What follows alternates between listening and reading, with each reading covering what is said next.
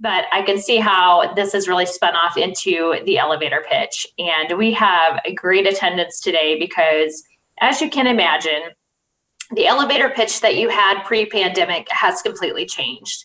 And I have had a lot of people telling me, like, I don't know how to keep my elevator pitch actually upbeat when people ask me, what do you do? Because everybody wants to go, well, this is what I did pre-pandemic, and this is what I do post-pandemic. So Mackenzie is going to guide us through that. We will take questions at the end because we have so much material to get through. But if you have a question, please drop it in the chat and I am going to keep track of those. And I know Mackenzie is going to ask you to use the chat for her presentation as well, but I will filter those out and we'll get to those at the end. But I don't want to waste any more time, so I'm going to turn it over to Mackenzie to take it away. Wonderful. Thank you. I am so excited to be here, and thank you, Christina, for having me. I really wanted to share how to craft an elevator pitch as a tool that you can use not only to market and sell yourself, but help you think through your marketing and sales processes as we switch through the pandemic to offering new services. So what I'm going to do today in my presentation is really talk first about why this matters, the 5 things that you should know about your marketing and elevator pitch, a 3-step pitch recipe that I have found can be used really any place and any time. And then we're going to take some time to actually workshop your pitch in the comment section. So I'll be asking you at that time to type in your pitch in the comment section, and I'll actually be offering some real-time feedback. And then we'll move into the Q&A at the end. And first and foremost, I want to acknowledge that this can be a very difficult time, but there is also a lot of opportunities. And there have been a number of companies that actually started during recessions, going back to General Motors after the financial crisis in 1908. Burger King was in after the post-Korean War in 1953. It was catching on to how families were changing and serving their the 1975 oil embargo. More recently, MailChimp in 2001 grew out of the dot-com bust and the recession after the 9/11 attacks. And more recently, Airbnb in 2007 after the financial crisis. And I've also seen companies pivot to reach new clients and also offer new services in the midst of a recession or when they see their sales slump.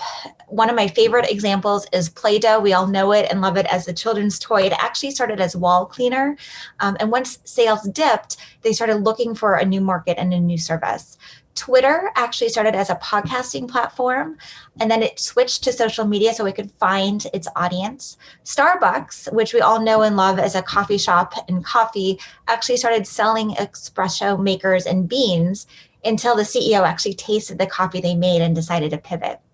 And right now, during the pandemic, OpenTable, it's an app that used to do restaurant reservations, actually added a new service to offer grocery shopping. And then distilleries, we've all seen how they went from producing vodka and selling it in their bars to producing hand sanitizer. So this is really just an opportunity for you to think about how you're serving your clients right now, but also that there might be new opportunities to pitch clients in a new way or offer a new service. And so I developed this elevator pitch training in part because of my experience at the Des Moines Register. My colleagues and I were surprised at how frustrated we were when we would sit across from a business leader, a CEO, a politician, someone in the leadership, and they struggled to articulate themselves succinctly and clearly. They couldn't say who they were, who they served, why they mattered, and what they offered. And this was really important because this was really the crux of what we did as journalists, is very quickly share with a large audience who they are, who they serve, what they offer, and why it matters. And that's really the framework that we're going to get into during the elevator pitch. A little bit about me. My name is Mackenzie Ryan Walters. As Christina said, I'm a former journalist, national award winner. I've worked in multiple states and in multiple mediums, everything from trade publications to newspapers to video, TV documentaries, and to live events. So I can tell you that being able to articulate yourself really matters regardless of the platform that you find marketing, digitally or in person. And I offer 3 parts to my business. So really the discovery session where we look into the marketing efforts and what they're doing. And we always walk through that strategy, the elevator pitch, because it can really create the framework to what you're going to do for your marketing and how you're going to showcase that consistently over time. So think of it as a pitch that you can share to your audience in a sales situation or to create that connection, but it can also be a filtering tool that when you send your newsletters, when you write on your website, all of those things you can use as a filtering tool to move forward. And so now I want to get into the 5 things that you should know. These are key to your elevator pitch, but you can also use them to really help refine your marketing as you shift or go after new clients. The first one is that you are not the hero of the story. You might have heard this, but if you haven't, it's really important to know that you are the guide. So if your story was in Star Wars, you would be Yoda, not Luke Skywalker. Your client is Luke Skywalker. And that's really important because people want to feel empowered and like they have agency to create a better life for themselves or to solve a problem. But they need an expert and they need someone to help guide them along the way. And so it's really important to know that you can guide your clients through their story. And what I learned as a journalist is that there are 4 characteristics, 4 characters in every story. There's always the hero, so that's your customer, and there's always a victim. This is the collateral damage of the problem. So if they had a challenge during the windstorms and they need new siding, the collateral damage of not finding a contractor to be able to serve them well is that they could have further damage and it could actually be more costlier. And so being aware that there is a victim in this scenario.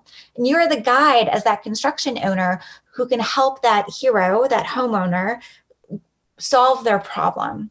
And there's always a villain as well. And we'll get into this a little bit more, but this is really what your company stands for or stands against. So a construction company, it really might be that quality of service or that time, that taking that stress away.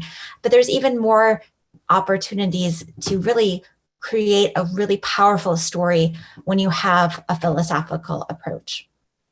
The second thing to know is that you really need to define who your audience is. If you're saying to me, Mackenzie, my business serves everyone, it's just too broad. There isn't a specific client or ideal customer that I can imagine who would really work with your service. If you are a business service, so you're working with other businesses, if you say, well, I work with small businesses, that's also too broad. What kind of small businesses? Do you have a specialty in an industry? Do you serve different size businesses or different stages from startup to expanding businesses? It's really about diving in for marketing reasons to say, here is the industry or the profession, or if you're a location-based business, the community that you serve. It's not to say that you wouldn't sell to other people or sell to everyone, but it's really for marketing so that people know who you're known for and what you're known. So this is an example, is when I walk through people, walk businesses through the marketing strategy, I always look at who are their ideal clients. So it might be Mary, the mom, and it's really diving deep into what stage of motherhood is she. If she has babies at home and she's just in that stage where she's working and she has very young children and just there's a lot of chaos, and you're a housekeeping service, you can market to that because you know the challenges that she's facing right now. And you also want to know how she's spending her time. What does she worry about at night? And what does she really want?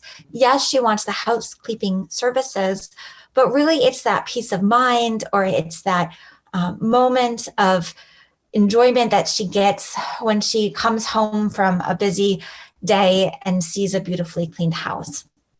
The same is true if you're a service business working with other businesses. You want to know what stage of business growth are your businesses in? What is the size that you typically work with? Is there an industry that you focus on or really have a specialty in? That's not to say you can serve everybody, such as if you're a CPA, you might work with many types of businesses. But when you're out in conversation, if you have an ideal type of business that you work with, you want people to know about that. What keeps that business owner up at night? And what does he really want? So if you are a CPA firm, it might be that you're doing the work, but it's also that you are really being able to provide that compliance, that reassurance that you've got all the tax regulations, and that they can sleep well at night knowing that it's handled well. Number 3, you want to identify the problem. And I really break this down into 3 pieces. There is an internal problem. This is how your client feels. And there oftentimes is an uneasiness that your company can help solve. The external problem is the issue your client has. So if you are a medical company, it's really about helping your client solve the medical issue. But the internal problem is that uneasiness, or with the COVID, maybe the fear of having it or transmitting it. And then the philosophical problem, what does your company stand for or against? And so this is really about saying, we stand for health. We stand with you. We want our community to be safe. And that really helps clients and customers form an emotional attachment to you, because it says, I stand with that too. I want people to be safe too. And they really understand that. So these are 2 examples that I found and really love to share that have done a philosophical problem and offered a solution really well. So one is Dove. They offer different products from soap to body care, and they discovered, or kind of acknowledged, I should say, a number of years ago, that one of the problems in society is that many teens and women have low body confidence. And so they made this pledge that said they would never display unachievable, digitally distorted beauty, because a lot of the ads that you see for beauty care products, they've been photoshopped and they've been digitally distorted, and it's really not a realistic portrayal of a female. And so they not only share distorted images, but different colors and shapes and sizes of women to show that they really stand with all forms of beauty. And that is a very powerful message. And customers can buy Dove and actually do this because they want to stand for that principle. That I also absolutely love is the Oregon Society, and they really flipped the problem of pets not having a home upside down, and they said, no, the real problem is that people don't have pets. There's a void in their life because they don't have this furry friend to be able to care for and love and bring that joy into their life. And you might say furry friend for everyone, but I want you to look at how they started marketing. And here are just 2 examples. There's a single woman with a dog. There's a family who lives in a farm area, or might have an urban garden, and they have some chickens. I mean, there's different ways that you can market and really say, hey, people like this, people like us do things like this. The number 4 thing to know about marketing and really crafting your elevator pitch well is that you want to have a clear call to action. This is something that you want someone to think, do, or feel after they've talked to you. And oftentimes in a sales conversation, you're really trying to spark curiosity for their next meeting. So think about when you first met your spouse or went on a date with someone, you had to ask for that date. You had to maybe not say, will you marry me on the very first meeting, but say, I would really love to connect with you because we have some things in common, and here's why. And also, can I have your contact information? Can we get together on Friday night? It's really that first step in the sales process. And it's important to know that people go through those steps. And so if you've been living in a referral-based business where you're getting people by referral, they've already become familiar with you. If you're going out to a new customer or a new prospect, you have to let them walk through this step of getting to know you and building that relationship. That's where marketing comes in before you can really sell them. And that's really important to know if you're shifting clients or services. So sell the first step, get that connection, and then don't sell. Really work through your sales funnel in the first step of your process.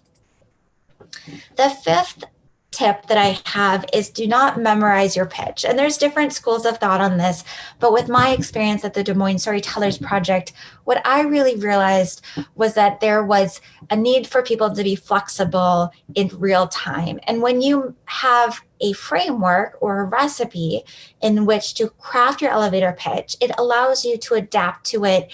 If you're in front of a different audience, you can make it seem specific to them. And at the end of the day, you can sound like a human. You're not rattling off a script that you memorized. You're having a conversation. So unlike an actor, I don't want you to memorize lines. And to be honest, when people do this, it can be really easy to forget or feel like you said something out of place. Instead, I want you to tell a story. And if you think about your grandparents who have shared their stories many times around the kitchen table, it has been refined and crafted over time. It's easy to remember, it's adaptable, but they tend to hit the same points even if they say it differently each time. And so we're going to move now into the elevator pitch recipe. It's really a 3-step process to crafting your elevator pitch. And then we're going to actually get into workshopping some pitches in real time, so having you write them in the comment section. So the 3-step recipe is really defining for your prospect, what is the problem that you're solving? And it's okay to itch that problem a little bit. And as Christina said, I want you to not say something about, well, we've really struggled with pivoting and getting new businesses. I want you to focus more on your client or your prospect and say, this is the problem we're seeing people wrestle with right now during the pandemic. So you're really taking that guide position and saying, here is the problem we solve. And then I want you to share who you guide. So if you work with families, if you work with different types of businesses, if you're a nonprofit who's seeking donors, I want you to feel free to mention that ideal client. And then I also want you to talk about the solution. And this is really painting a more beautiful picture of what does it look like once the problem has been solved. So I'm going to walk you through an example. The problem that you solve for a real estate broker or agent. Right now, the pandemic has really changed the real estate market. It's stressful enough finding a home, and I know how competitive it is right now with such few homes on the market. So here you're saying, it's really changed. It's really stressful. I understand that moving is one of the top 5 most stressful things in someone's life. And you're also acknowledging the realities of the market. So this is flexible enough to change with time. I know how competitive it is right now with such few homes on the market. Who you guide. So depending on the situation, you can change this up, but you might say, that's why I work with families and I often work in this specific neighborhood. So if you are talking to someone and they want to work in Beaverdale and you have bought and sold homes in Beaverdale, or if that might be true for Grimes, or if you've specialized in a certain type of home or a certain type of living arrangement, you can say to that person, I've done this before, I have some expertise, and I can help guide you to finding the right home at the right price. And then I want you to paint the picture of the solution. So in the real estate example, I walk families through every step of the home search and buying process and have worked in competitive markets before. I want my clients to sleep easy, knowing they're in good hands. So this is an example of sort of closing that storytelling loop that you opened when you acknowledged the problem and itched it a little bit. I understand how stressful it is for folks to buy and sell a home.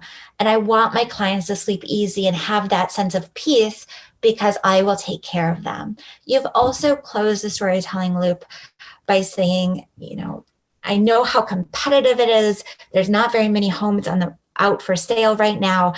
And I have worked in competitive markets before. I have seen this, I have done this, and I can guide you with that expertise that I offer. And that's really how you construct an elevator pitch using those storytelling methods. And then just as a gut check, as you're writing it out, as you're practicing with friends or colleagues, I really want you to think about, does it feel true to you? It might not feel comfortable right away, especially if this is the first time you've put an elevator pitch together, or if you're really pivoting and trying to reach a different audience with a different service. But I want it to feel true and authentic. At the end of the day, people do business with people they know, like, and trust. And if it doesn't feel authentic to them, they might not trust you to do business. And I work with companies and do marketing interviews. And when I talk to clients about what their fears are, and they talk about their fear of being sold, that they worry about salesmen over-promising and under-delivering. And so I want you to really lean into building trust by making sure that your elevator pitch is authentic and true, and that it fits you and your business. So this is the time that I would love to workshop elevator pitches in real time. I think this one of the most valuable things that I hope you take away if you're tuning in later, they can really see how you can improve and iterate the elevator pitch process. So I would love for you to share in the comment section.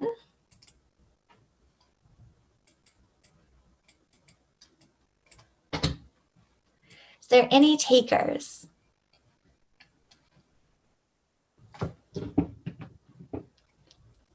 One of the challenges, oh, there we go. Melissa Stimple from WACS.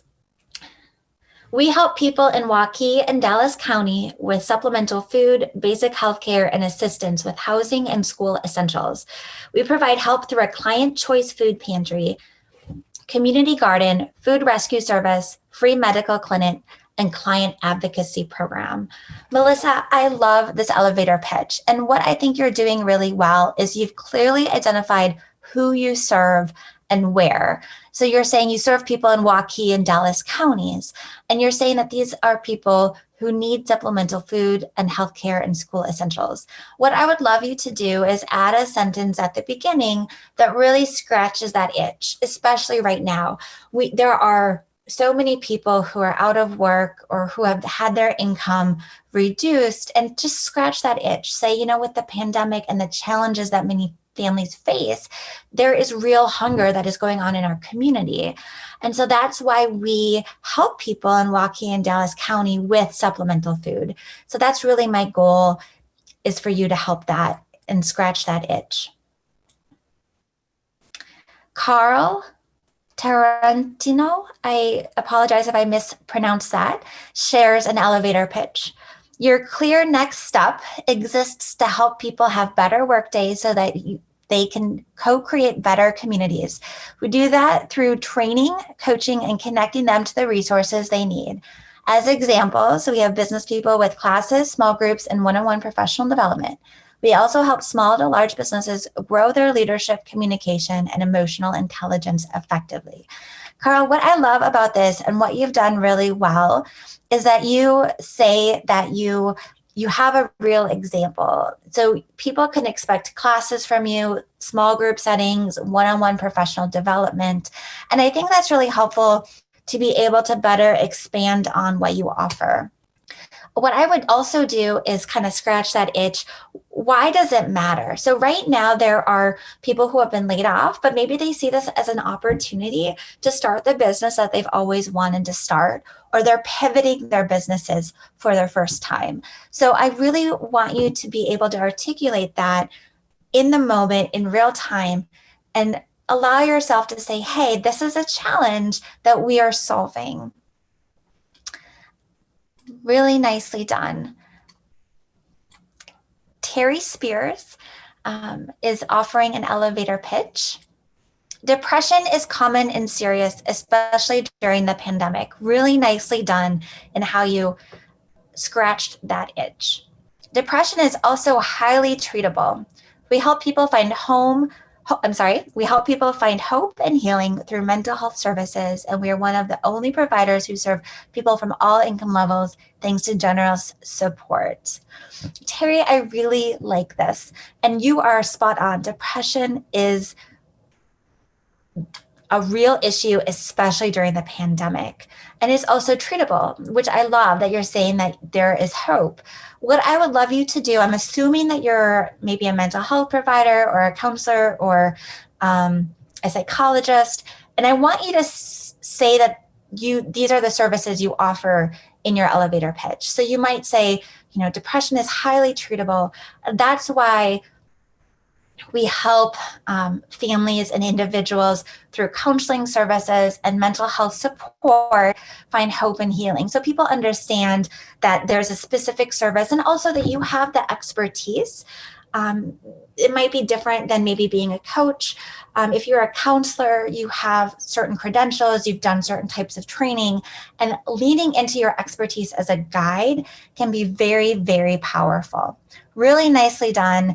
And I just love that you are offering these services. It's so needed during this time.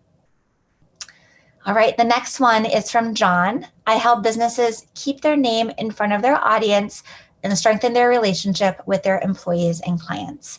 John, I think that you have a good sense of what you do, but I would just love some more information. One of the things that we have found as journalists, when I was part of the Des Moines Storytellers Project, is that people love details.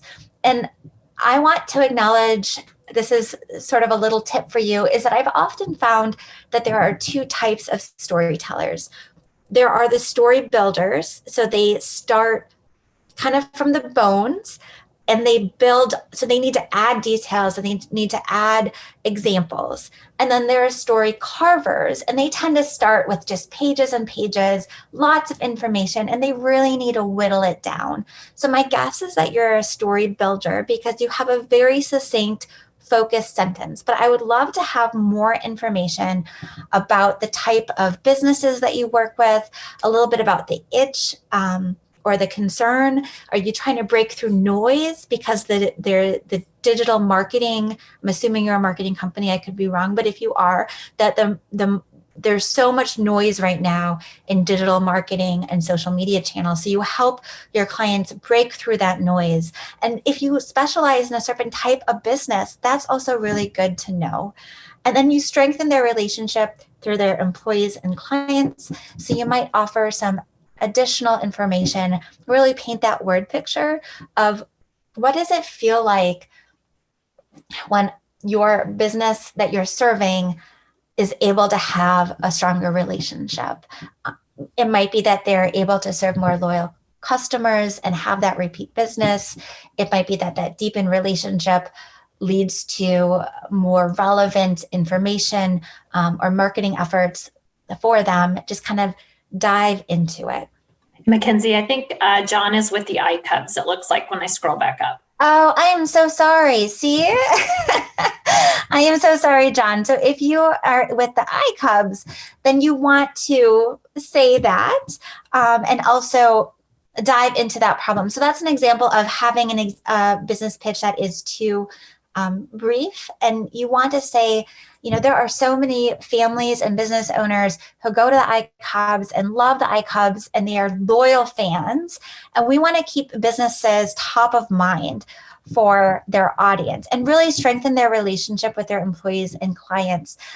And I know personally that I have been to business functions at the iCubs game, and it has just been a wonderful way to share that relationship with them. And so just kind of paint that word picture a little bit more. And you're enjoying a hot dog on a sunny day and you look across the field and you see your, maybe it's a union poster. I think I've seen union posters advertise on it, or it's a it's a brand that you know and love and use every day, and you're associating those positive feelings of being out with your family with your brand.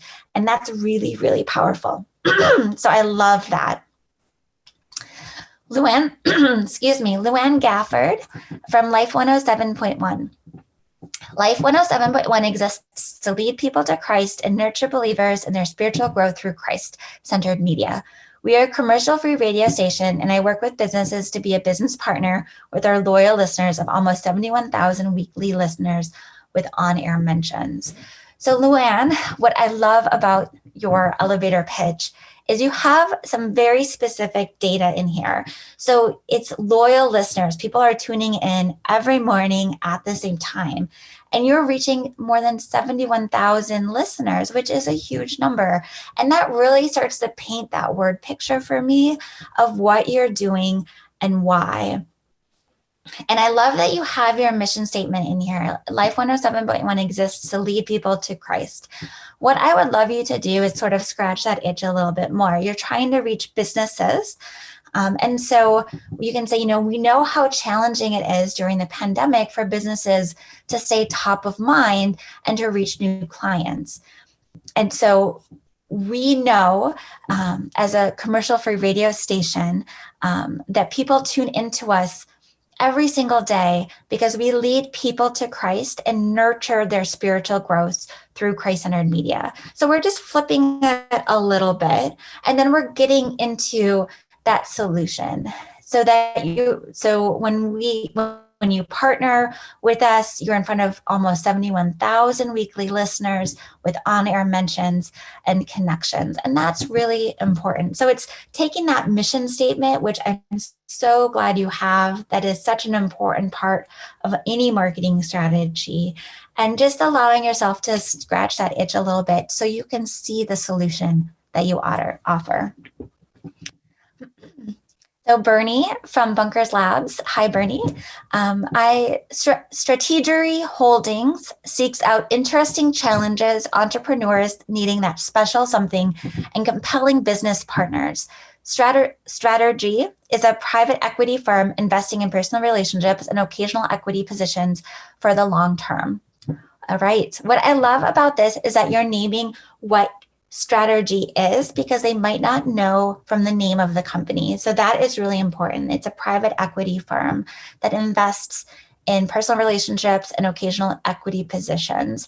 I would actually dive into that a little bit more. So if you are investing in businesses, investing in growth businesses that are looking for capital, those types of things, really, especially in a networking situation, people might not be as familiar with private equity, but they might have someone in mind if there's an exciting business that they know of or are connected with that is actively seeking capital. So I would just paint that word picture a little bit more.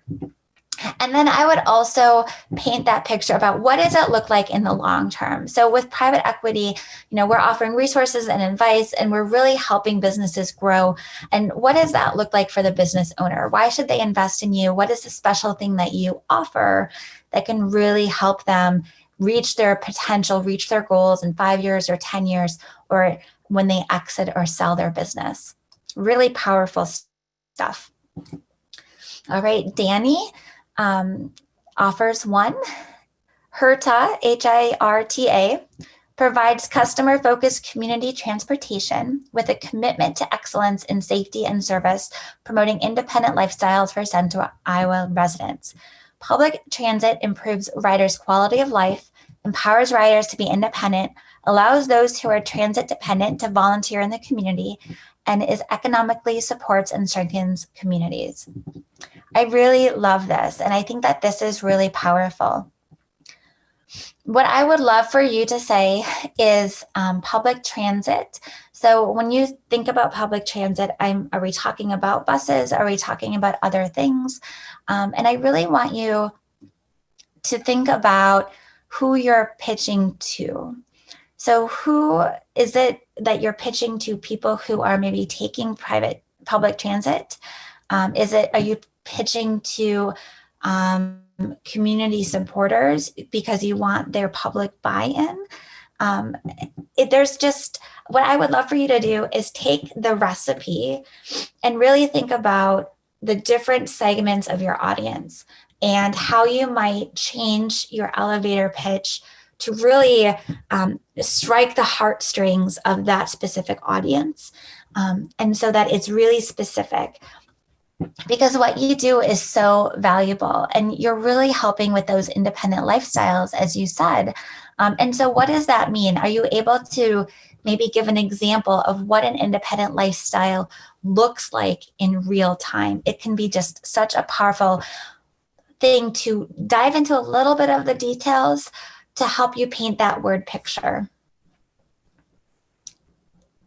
Right, Foley is offering an elevator pitch that we can workshop. Thank you, Foley, and thank you everyone who is offering their pitches for me to workshop. I love sharing who's on the call and what they do, and also offering some real feedback. Foley writes, the growing workforce skill gap has left employers with a great need for resources to upskill their current talent for their jobs of tomorrow. However, offering educational resources and benefits, such as tuition reimbursement, can be expensive and tough for employers to manage. That's why we partner with companies to offer their employees tuition discounts and additional training opportunities at no cost to the employer through our corporate partnership program. Foley, I think you did a really good job of giving some very specific examples. You offer tuition reimbursement, and that can be expensive and tough to manage, but you do this, it's an everyday part of your day. And I think that's really, really important. What I would love to know a little bit more is who you're pitching, so who your audience is. It might be, I'm assuming, a business executive or a human resources department. And so you might scratch that itch a little bit more and say, I really can see how, excuse me, you might say that it can be really tough to recruit and retain employees, especially right now because of the skills gap that's left employers with a great need. I know that for many HR departments and for many businesses, one of their biggest challenges is finding, recruiting, and training employees. And so to acknowledge that that's what you do and that's how specifically you can help can be very, very powerful because you're making that alignment or that connection. Really, you're correct on who they're pitching to. Okay, so, wonderful. Thank you so much, Christina. We will get through as many as we can. I hope that everyone is learning a lot and also seeing all of the amazing businesses that are on the call or in our community. Oops, I just scratched that a little bit too soon. So Dana talks, this is her elevator pitch. We understand the pandemic has created stress not only at home, but in the workplace, leading to disengagement. We help leaders and employees learn how to improve their attitudes and re-engage employees, especially those who may be working virtually. Dana, I love this. And you have hit the nail on the head with the problem. The pandemic has created stress, not only at home and in the workplace, and also that disengagement. And I know that there are business leaders who have a concern that with more employees working at home, as we move more and more into this remote working, that there might be less engagement, less work productivity. How do you train someone from home? They're a new hire. It can be really challenging. And so what I would love for you to do is just paint that word picture a little bit more with the solutions that you offer. So what type of I'm assuming maybe training or different offerings that you have, maybe it's coaching that really helps improve those attitudes and re-engage employees. Maybe it's a software solution. I'm not exactly sure. And so I would love for you to really be specific about the type of services and solution that you offer and be pretty detailed about it so people can see where would this fit within their mix. All right, Barbara is offering a solution or an elevator pitch. More than ever before, the pandemic has put more pressure on businesses to get the correct messages to the right audience through effective channels. At the same time, I find with Zoom calls and new ways to work with their teams, they have less time than ever to do the critical marketing needed to attract customers and keep the business healthy. I am the getting it done marketing gal, and I can help with this critical marketing while the business owners focus on satisfying customers and running the business. I'm the get it done marketing gal at Impact by Barb, and I look forward to contributing to your success. Well, what I love about your elevator pitch, Barbara, is that you're saying, there is this shift, and it can be really difficult now that we're on Zoom and that we're in digital to get in front of a new audience. And marketing is so critical during a recession. I have seen research that talks about that if you market during a recession, even though it can feel really hard and a little bit scary, you can actually emerge more strongly and do better as a business after the recession because you have potentially gained new market share. And I think that's really what you're leaning into here, because the marketing really is critical to continue to attract and retain and keep that business healthy. What I would love for you to do is talk a little bit more specifically about the types of marketing that you help with. So is it digital marketing? Is it websites? Is it strategy? And from the name of your business, and I could be wrong, I'm the Get It Done Marketing Gal. It's almost like they're hiring their own marketing employee, but you're a contractor or you offer a business service. So they don't have to worry about kind of the little pieces such as social media. I mean, there's just it's death by 1,000 cuts. There is just so many things to think about with digital marketing and social media. And you just take that care of it all. You just allow that space and time that they can have that presence. They can get in front of customers on digital marketing and media, and you don't have to worry about it as a business owner because you're getting it done. So just talk a little bit more about those solutions that you offer. Moving forward with Stacy. Casual Rags Embroidery and Apparel works with small businesses to create team unity, promote their business, and make sure their teams look good. We help by providing quality apparel embroidery. We embroider your business logo to just the right clothing, cap, or accessory. We offer many lines of clothing from professional to workwear to meet the needs of the business worker to the contractor. Customer service and quality apparel and embroidery are the foundation of our business. Well, what I love about this is that you are so specific about what you do. You provide quality apparel, you provide embroidery, and you can do clothing, you can do hats, you can do accessories, and that's really important. What I would love for you to do is kind of scratch that itch a little bit more. During the pandemic, teams are spread out in different homes, and business owners are really looking for that way to create that unity and that connection and excitement. And so we offer this service where we will brand with clothing and get in. Really want you to also close that story loop by saying, when people are proud of where they work and they want to wear the logo on their shirt or their hat, it can create that unity and that camaraderie that everyone is seeking right now. So when you add that problem at the beginning, I want you to make sure that you're closing that story loop at the end. Wonderful. I think that we were able to make through all of the elevator pitches.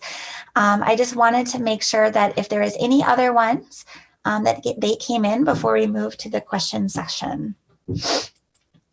All right. I want to thank everybody for allowing us to workshop your elevator pitch, to be able to give not only feedback to you, your business, but potentially helping other businesses with their elevator pitch through your examples. So thank you so much for your willingness to participate. I want to offer you a free resource.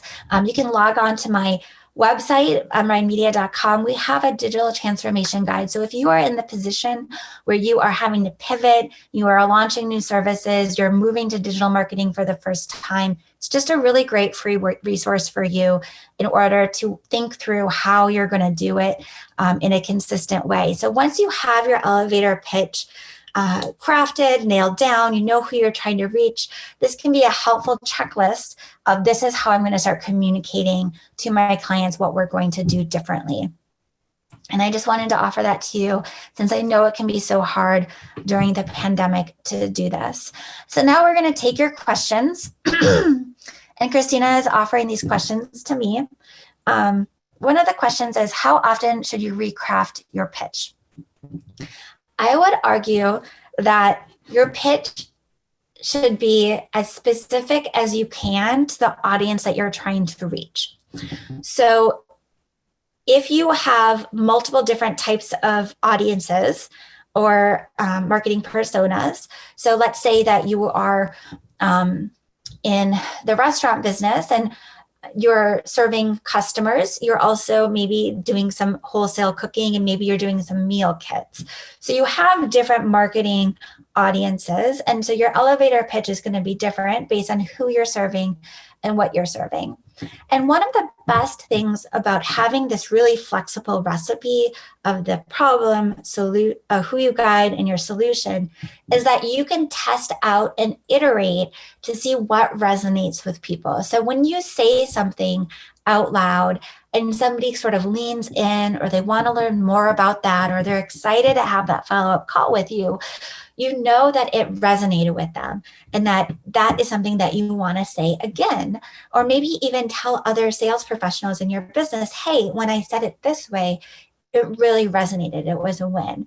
So I would challenge you to allow flexibility, shifting it to be specific to each audience that you serve, and allowing that time. And I want to give a real quick example of this, because you just never know when you're out in the community. And I know it's limited with social media and social distancing, but when you're out and about, you just never know. And so I was talking to someone that I knew relatively recently, and they had unfortunately got laid off from their job as a personal trainer at a gym. They were thinking about going out on their own, and we were chatting. And during that conversation, they started talking about needing to kind of build their marketing resources.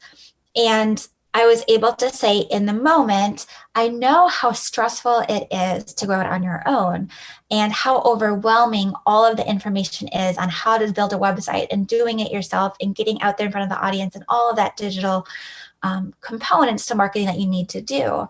And so I've actually worked with a personal trainer before to launch a personally branded website and really hang out that digital shingle so that your audience knows that you're legitimate and you're professional, and here's how you can contact and get new business.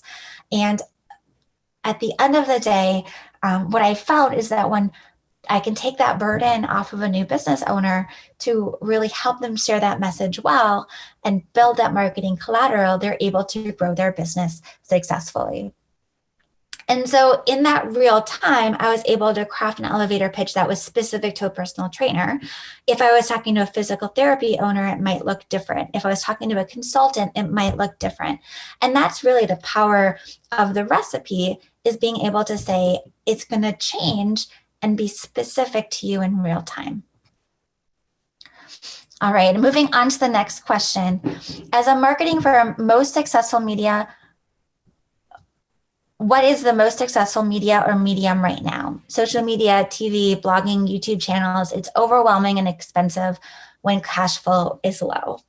I absolutely agree. One of the first things you can do as a business owner, and one of the most powerful things, is to look at loyal customers. So looking at your client list and reaching out to your client list to see, they're already familiar with you. They've already done a business with you, but is there a next step service that you can offer them? That is going to be, it's actually 7 times more expensive to find a new client than it is to serve an existing client. So if you have a tight budget, if cash flow is low, first and foremost, I would suggest looking at your client list and seeing who can you serve more or better, because that's going to be your best ROI. My second question would be, who are you trying to reach? Because it's really going to change depending on what you're doing. So a business consultancy, for example, might have more luck on LinkedIn because there are business owners who are actively on LinkedIn versus a business that is trying to reach busy moms might have more luck on Instagram or on Facebook. And they actually might have more luck in the stories feature of Instagram, because there's just a lot of attention on Facebook and Instagram stories right now. So first and foremost, I would need to know who your audience is that you're trying to reach. And where do they hang out online? And so you can have a really powerful strategy, for example, on YouTube, if it's very visual. So if you are a business where there's hands-on things, you want to see the product, how the product is used, YouTube and video can be very, very powerful. Blogging can be powerful if you're trying to reach people who are very likely to read and research. So for an attorney or someone who is used to reading a lot for their job, they might be looking at doing more blogging, and that can also help with SEO. And so your SEO is really where you are showing up in search. And we know that Google scrapes your web pages, and the more you blog, the more likely you are to show up in those searches. And absolutely, it can be overwhelming and expensive. And so one of the things that I really like to recommend is to test and to iterate. So if you are trying social media, try an ad that has multiple different visuals. So you might actually run 3 or 4 or 5 ads with different visuals or different calls to action and see how it's resonating. Because just being on Facebook doesn't necessarily mean that you're crafting your message well, or you're sharing it well, or you're reaching the office. So one of the things we do is really try to do the A/B testing, where we can see, does it work, does it not work? And really building out that customer journey or that customer flow. One of the things I have seen be really successful for longer term and is creating that email newsletter. So if you don't have a monthly newsletter that's being sent out, really thinking about, as you collect and make new contacts, being able to connect with them and keep that relationship in their inbox through a monthly newsletter, providing helpful guidance. Maybe it's a blog, maybe it's a video, maybe it's a podcast, but helpful guidance that really positions you as that expert, where you can offer that advice and they can get to know you a little bit more before they're ready to buy. And some people, as you build your email list, they might reach out immediately, but also they might get to know you over time, so that you're building that funnel over 3 months or 6 months or a year, where you're building that funnel that when they are ready to buy, if they're not right now, they can reach out to you because you're top of mind in their inbox. And what I know is that business people really look at their inbox. And so that can be a very powerful thing right now. We've got time for one more question. I want to get to Danny's question in the feed. It says, do you have any tips for doing an elevator pitch on video? Yes, Danny. Oh, I love this so much. And I love the idea of doing an elevator pitch, or sometimes people call it a video business card, where you're really sharing your business, your personality with your viewer. And one of the things that a video elevator pitch does is it allows your customer to get to know you. Because remember, people do business with people they know, like, and trust. And so if you are appearing on video, they get to see your face. And there is just something about seeing a face that, one, is really comforting right now, and two, lets them get to know you and see your facial expressions and see your tone. When you're doing an elevator pitch on video, I would really recommend walking through the storytelling step and practicing out loud over and over again, almost trying on clothing, kind of trying on different phrases until you find that right phrase that really seems to fit well and that you can share. Because I do know that when you get in front of a video, a lot of people can feel put on the spot or nervous. And so I want you to go in really confident, knowing that the phrases that you've chosen are really going to be helpful. And then I also want you to think about visually. A video is really, as I've done video before, in various ways, from social media to a TV documentary. Video is really a medium of movement. So what are you showing about your business? If you're a construction owner, can you show the process? Can you show the designs that you're doing? Can you show the types of marketing or meeting with people if you're a consultant? Just really being able to show and not tell, because you're using that medium of visual movement, can be so, so powerful. So I'd really encourage you to look into that. All right. Well, that is going to wrap us up today. We want to thank Mackenzie for being here. Mackenzie, this was great. I hope a lot of people learned today, and just even the people that jumped in and gave their examples. I know that we have similarities of nonprofits and small business, and thank you for everybody for stepping up and putting your pitch in there. I do want to quickly remind people that the Small Business Success Summit is coming up next week already. We are doing it virtually this year. It is 2 half-day sessions. We realize that all of the businesses have struggled this year, and really coming out of this summit is, making those decisions, things like this. How do you do your pitch? How do you redo your accounting systems? Because the pandemic has changed the way people operate to online. So a lot of good information, heavy on the leadership and rebuilding teams. So hopefully you can join us. Everything will be recorded just like this session. So it will be the afternoon of November 5th, the morning of November 6th. It's $35, so jump on and register with us, and we hope to see you all at the summit next week. Thank you again, Mackenzie, for being with us today.